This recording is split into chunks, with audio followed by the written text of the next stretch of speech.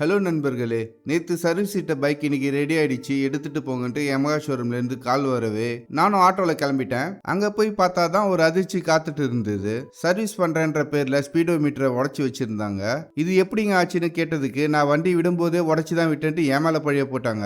நான் content make பண்றதுக்காக அடிக்கடி வீடியோ ஷூட் பண்ணுவேன். அன்னைக்கு பைக் சர்வீஸ் விடுறப்பவும் வீடியோ ஷூட் பண்ணியிருந்தேன். அதை காமிக்கவே அவங்க ஷாக் ஆயிட்டாங்க.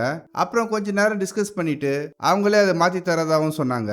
இப்போ அவங்க கிட்ட ஸ்டாக் இல்லாததால ஸ்டாக் வந்ததும் இன்ஃபார்ம் பண்றேன்ட்டு சொன்னாங்க.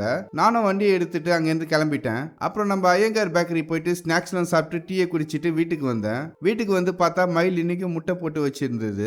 அப்புறம் ஈவினிங்கா பீச்சுக்கு போனேன். அங்க ஒரு சின்ன பவுல்ல மீனெல்லாம் விட்டு அது மேல அந்த ரிங்கை போட்டா அந்த பவுல் நம்ம எடுத்துக்கலான்ட்டு சொன்னாங்க. இந்த மாதிரி ஆட்டோலாம் எனக்கு சுத்தமா வராது. ஸோ என்னோட ஒய்ஃப் கிட்ட ரிங் கேம் விளையாட சொன்னேன்.